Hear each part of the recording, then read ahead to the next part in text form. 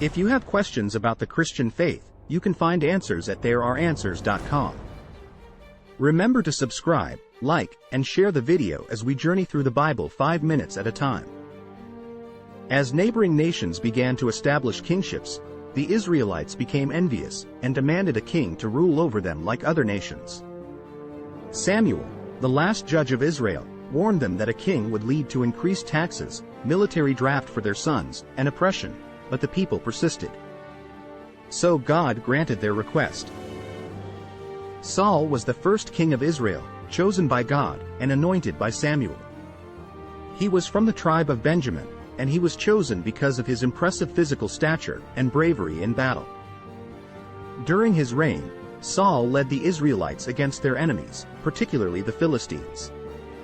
He had several victories, but also made some critical mistakes, which led to his downfall.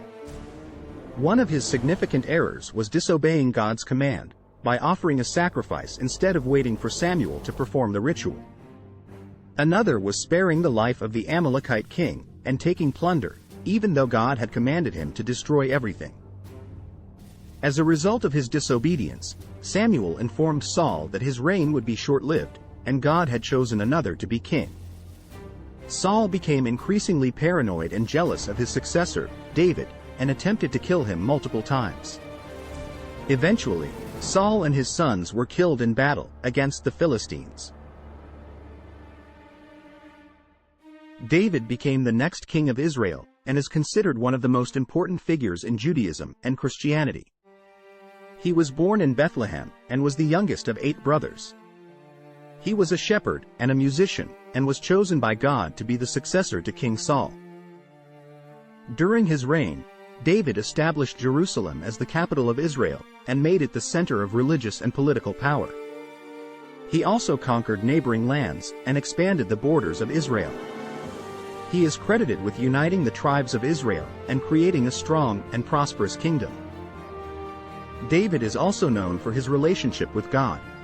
He is often referred to as the psalmist, as he is believed to have written many of the Psalms in the Bible. Even through his sinful acts, he is repentant and is described as a man after God's own heart. His faithfulness and devotion to God are a central theme in many of his writings. Jesus is mentioned in many places in the Bible to be the son of David, a title often used to refer to the expected Messiah. Jesus himself says, "I am the root and the offspring of David, the bright morning star," in Revelation chapter 22 verse 16. It is through David's seed that our eternal Redeemer, the King of Kings, would come. David is remembered as a great king, a talented musician, and a devoted servant of God. His story is told in the books of Samuel and Chronicles in the Bible.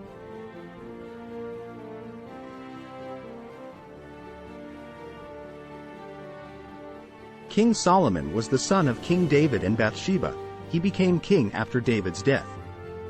His first act was to consolidate his power by eliminating any potential rivals.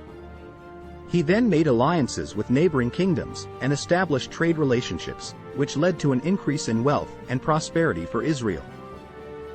One of Solomon's most famous stories is his request for wisdom from God. God granted Solomon's request, and he became known as the wisest man in the world. People from all nations came to hear him speak and seek his advice. Solomon's wealth and building projects were also legendary. He built the temple in Jerusalem as a permanent home for the Ark of the Covenant and the center of Jewish worship. Despite his great accomplishments, Solomon's reign was not without its problems. He had many wives and concubines, which led to conflicts and divisions within the kingdom. King Solomon is remembered as a wise and prosperous king, and his story is told in the books of Kings and Chronicles in the Bible.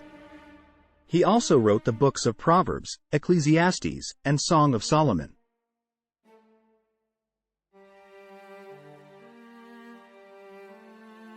One thing we see throughout all of Scripture is that none of these heroes of our faith were without blemish. In God's redemptive plan to redeem his people, you and me, he used many that were not perfect, but were devoted to do his will and press on. That message is for us today. We will fall, but press on. God sent his Son, Jesus, for that very purpose, to save those that put their trust and faith in him, as we run the race of this life. Find more answers at thereareanswers.com. Stay tuned for the next video, as the kingdom will split and fall under the kings to come. But in all of that, God's plan of redemption will come to be fulfilled.